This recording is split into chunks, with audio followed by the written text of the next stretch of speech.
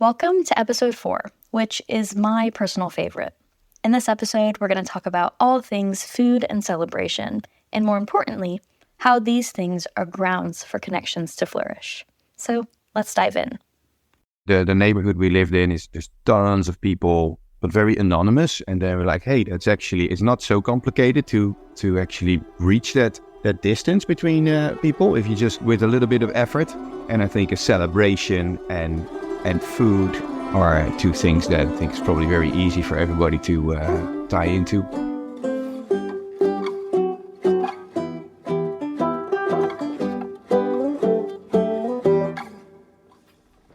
We all have to eat.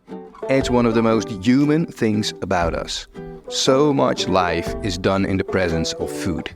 Even the life of Jesus was often spent around the table. So while our tables might look different, representing our unique cultures and recipe books, they can also be the most fundamental common ground on the planet. So what can sharing the table look like in our own lives? How can we build connections over food and celebration? Our first story takes us to the UAE, where David and Karis have been building connections with their neighbors for the last 3 years. For them, the moments of gathering around the table have been the central ground for these friendships to take root.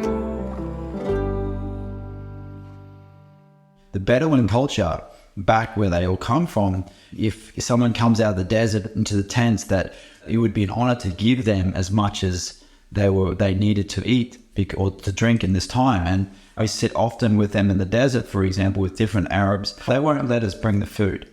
They'll say, bring some drinks, we will feed you. And dessert. We always do dessert. Correct. But every time we go there, they'll be a big thing of lamb and rice, and they're on it because then we comment, oh, this is amazing, which it is. It's not hard to comment about how incredible it is and the food that we're eating. And so that's just so inbuilt in their culture. And they would do that for anyone else that's sitting with them as well. Yeah. And so knowing that and actually just mirroring back what makes sense to them and not, if we use the word skimping, not just give as much as you can back to them. That's what Pastor's saying about being sacrificial, because sometimes we spend a lot more money than we ever would have because of this. So one of the things that we do is we bake, we cook, we make brownies, we make cupcakes, we make tiramisu.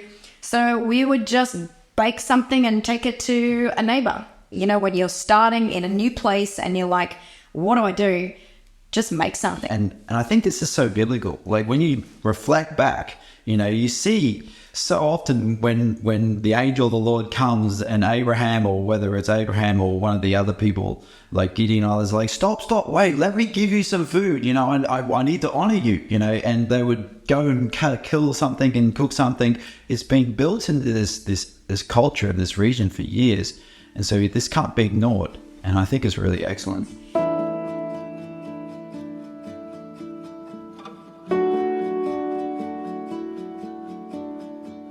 For David and Karis, connections started by the willingness to both accept food and bring food as an act of honoring their neighbors.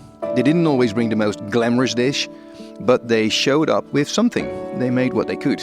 Now, I am no chef, but I can show up. I can make something. Yeah, so whether you can show up with a pan of brownies or a full 4-course meal, there is value in extending what we can. But sometimes all we can offer is an invitation, and invitations have power. So check out this next story from Ewout and his wife.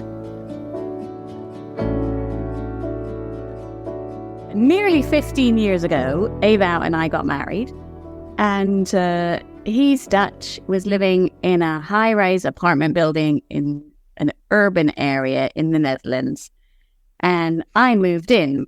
I'm not Dutch, or I wasn't at that point, and didn't speak any Dutch, and thought, oh, that would be nice moving into an apartment. It will be easy to get to know people. And I moved in, and it just wasn't easy.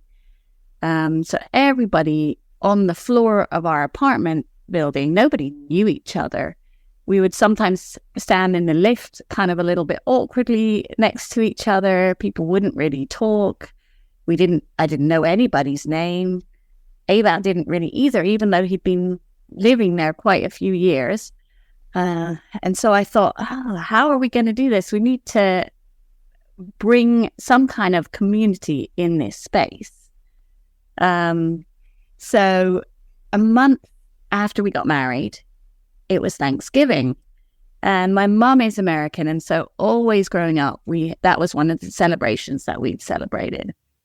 A big meal with family around, friends around, strangers around, and eating together and sharing about how good God is. So I thought, maybe this is a great opportunity to do this in our flat. So I said to Ava, it's nearly Thanksgiving. You need to go and invite everybody on our floor to a big meal at our house. And Ava was like, well, we don't really do that here. And I said, no, but we can be the change in that. We will do that. And I didn't speak any Dutch at that point, so Ava had to do it. So he would tell how you were feeling, Ava. Nah, it's a little awkward because high rises, even though people live very close to each other, there is just, I don't know, some unwritten rule that you just don't connect with each other. So to now ring that doorbell, I'd never done that. But you were my excuse. So I just said the excuse was that I just got married and that my wife has this tradition and this thing. What you do is invite your neighbors. And I think that it was more positive than I'd expected, the response. I think there was one apartment full of Polish roof thatchers that weren't very excited. But all the others were like, yeah, I'll think about it. Should I bring something? So it wasn't the response wasn't as distant as I thought it would be. So it rolls around a week later, Thanksgiving, and there was how many apartments on our floor? 14? Yeah, 14 or 14. 14 apartments on our floor, and like 11 of the apartments came. And we kind of put a long table through our whole apartment, had all these people sitting around, and Sounds like our apartment was very big. It isn't. It was very cramped. It was very cramped. Which made it very intimate. So then we have all this group of strangers sitting around and eating together. So what we always would do at Thanksgiving is we would do a round of thankfulness. So everyone would say something that they were thankful for. And that is quite an intimate thing because it's really personal. Yeah. So Ava and I started with what we were thankful for, and suddenly people started to open up. Yeah. People started to share what they were thankful for. We got to know each other's names. Yeah. And really some quite deep stories started to come out. Yeah, I remember one of them who, she said, point of Thanksgiving was that she lost a lot of weight. And I think she lost like 20, 30 kilos. And she just sharing how down she felt before and how good she felt now. So that was quite a intimate thing to share, actually. But she obviously felt safe enough. Yeah, and another lady who we, after this, became very close with, she shared how she was struggling. She was married to she's a Dutch lady married to an African man who had another wife back in Africa. So she was a second wife.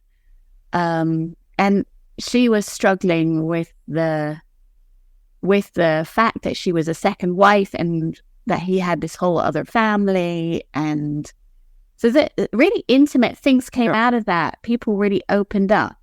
But it was just a meal. But the amazing thing was what came after that meal. So what came after that meal was the whole atmosphere on our floor was changed. Every time you'd walk out of your apartment, you would meet someone that you knew.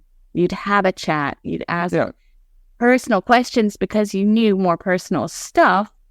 And then what was really cool was other people on the floor started inviting their neighbors around too. So it was almost like a ripple effect of this tiny pebble of a meal that we threw in the water rippled, and other people started to invite people around. Other people started to have community with each other. Yeah. First of all, we saw an opportunity where we didn't see it before, because it's the neighborhood we lived in is just tons of people, but very anonymous. And they were like, hey, it's not so complicated to actually reach that distance between people if you just with a little bit of effort. And I think a celebration and food are two things that are just, I think it's probably very easy for everybody to tie into. So it gave us a desire to like, oh wow, that can happen in maybe on a larger scale in this neighborhood, with really simple things that we already do anyways. You know, we have meals. Most people like to celebrate whatever there is to celebrate. And in our city, there's a high percentage of people that feel lonely and have no connections at all. And maybe all they need is just somebody to ring their doorbell at some point, say, hey, do you want to share a meal with me?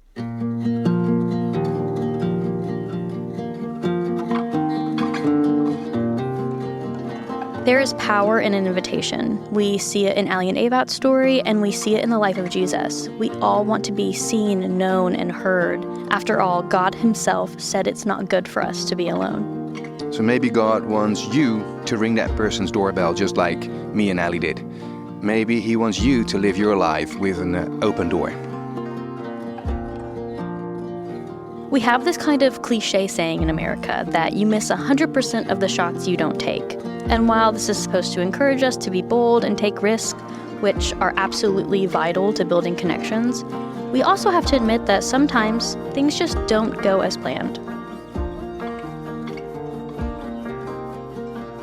I was invited to a neighbour's house and she said, come to a party. And there were two things that were different for me. Firstly, my children were in bed early because that's what we do in Australia. And so I was very embarrassed about the fact that my children were in bed and everyone else's weren't. And so she said, bring your children. And so I went and woke them up and I said, quick, get dressed. We're going to a party. So they got out of bed. I went to this party and I assumed that it would be like an Australian party with, you know, about 10 children and a couple of mothers and a small thing. When I opened the gate, there were 100 people there, all staring at me, the new foreigner with my two daughters. And what you do in an Arab context is you kiss on one side and then you kiss on the other side. And to honor someone, you kiss multiple times. But with the older women, you kiss, I quickly saw this, you kiss their hand and then the top of their head. I hadn't seen this before. I didn't know what to do. So I thought that if I kissed the old grandma's hand many, many times, I would be honoring her. So I did that. I kissed her hand many, many times. She was confused because you don't do that. You kiss them once.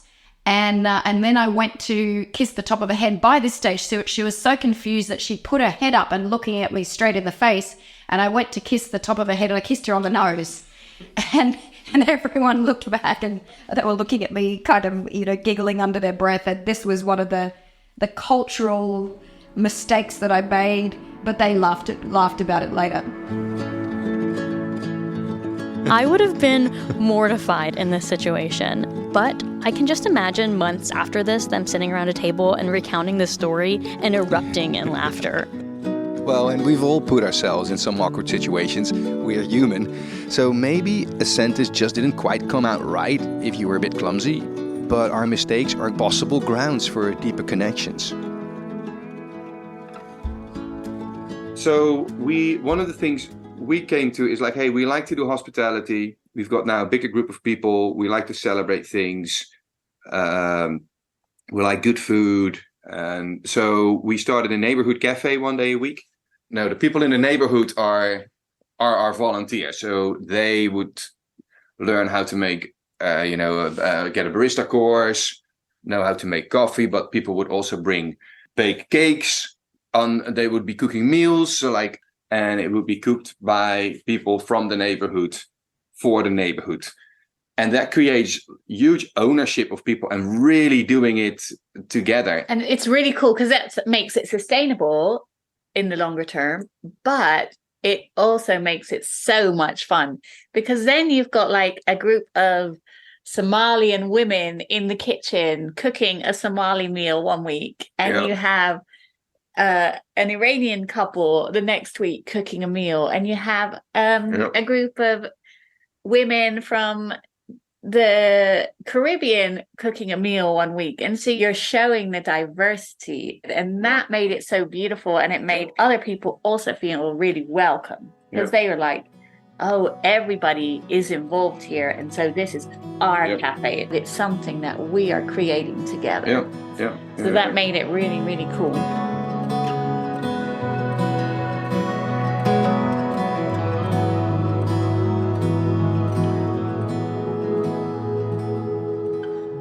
Well, we've touched on a lot of topics in this episode. Let's discuss.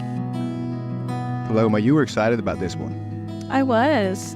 Did it meet up to your expectations? It did. It was really cool hearing stories, especially the one of you and Allie with the Thanksgiving dinner, and just how just simply having people in a space opened up a conversation and opened up that vulnerability. And that's definitely something that I want to try to implement. Yep. Yeah, it's interesting because I forgot a little bit about. So this was in my own culture, my own setting, the neighborhood where I grew up, and I assumed something there that wasn't true. Yeah. On community, right? I was thinking like, yeah, you just don't do that. That was literally what I said to Ali, and Ali said, well, we will do that. Yeah. This is our new family tradition. And I found out something that I would have thought was impossible in my own setting. So that's actually the challenge that challenges me again. And I think it was so interesting hearing about that one woman that really opened up about like her husband. Yes. And she's probably never had a space to do that before. And so it was interesting that you guys didn't really have to, I don't know, do a ton of things to establish just a place where she was like, oh, I feel like I can share this with you guys. Yeah. And I don't know, I feel like that opened a door to almost journey with her, and something that you guys can't really relate to. Yep. But yeah, I thought that was really interesting, that one meal started something for her that maybe she really needed to share that with somebody. Sure did. Yeah. Yeah. I think there's so much power in an invitation. Yep. And I think that story like proves that true. Yeah. And around something that we do anyways. Yeah. Like there is literally nobody who doesn't like a good meal. Right? Yeah. Yeah. And then it also ties in with curiosity, because a round of thankfulness is actually not a very difficult question to ask, but it is very curious. Like, hey, what are you thankful for today? Yeah. All right. That's always something personal. So yeah, we've used that question a lot with new people. Like, hey, what have you been thankful for in the past week? Really works. Yeah. I feel like that's also a great question, whether it's over a meal or over anything like that. It's a great conversation starter, because you can get someone really thinking about, what am I thankful for? Like, what happened to me previously or this week that I can be thankful for, or something like that. So I feel like that's a great question as well, especially if like it's a new environment, let's say for the first time where you guys had those meals or those dinners, something like that. I'm sure that was a great conversation starter to where they felt a little bit comfortable to have those conversations and open up about that. Yep.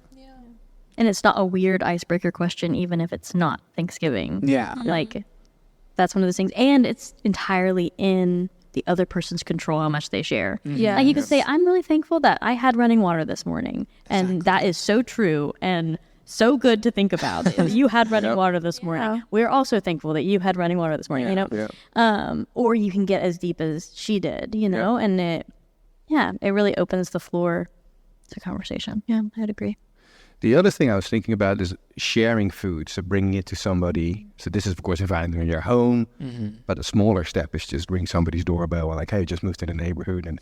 But whatever you cook is probably something you very much like. Yeah. So it's very personal, and it says something about you. So it's a really almost an easy way of introducing yourself.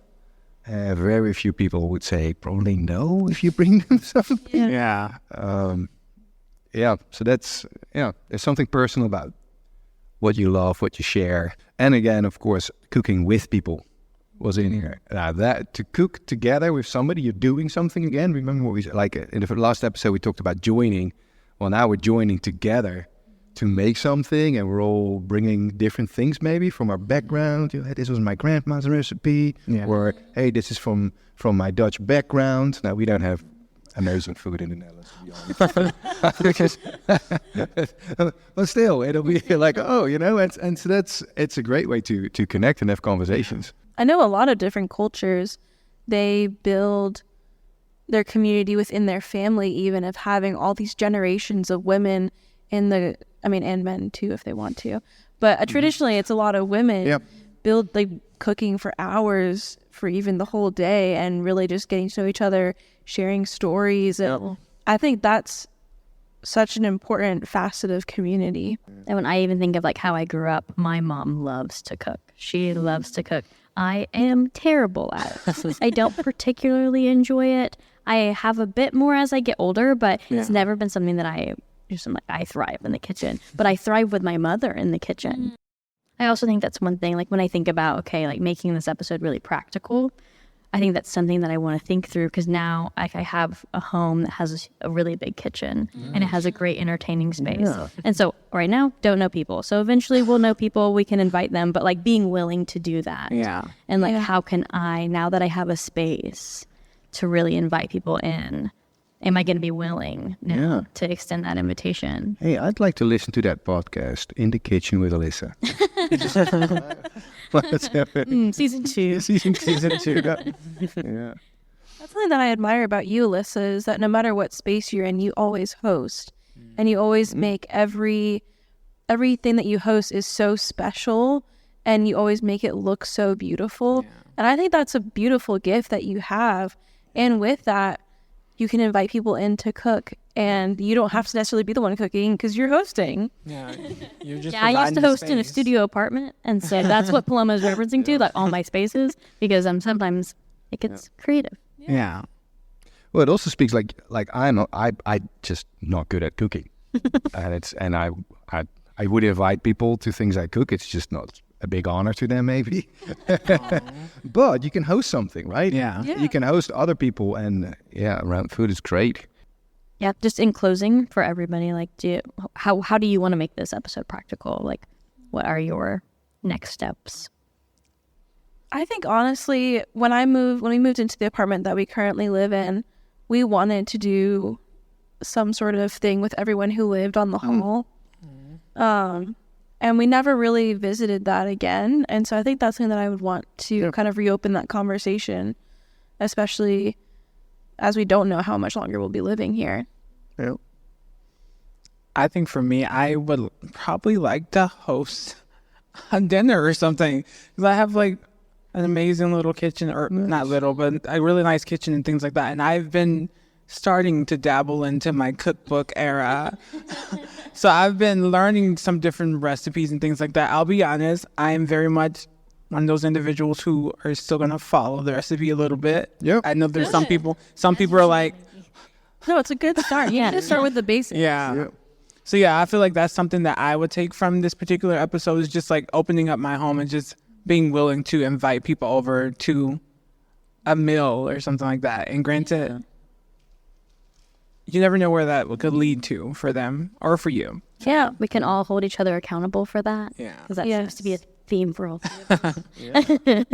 I'm thinking, I'm going back to my bees. Well, I think people would be interested in a honey tasting. Oh, yeah. That'd be fun. Yeah, there you are. And they might want to have, I can maybe give them a little bit of a tour around one of our hives if they're around. Yeah. I've got a couple of extra suits, so they could just have a look without being, afraid to get stung. Yeah. I could imagine that people would want to join that, and that is something that I really like and passionate about, and they might be curious about. Good field trip.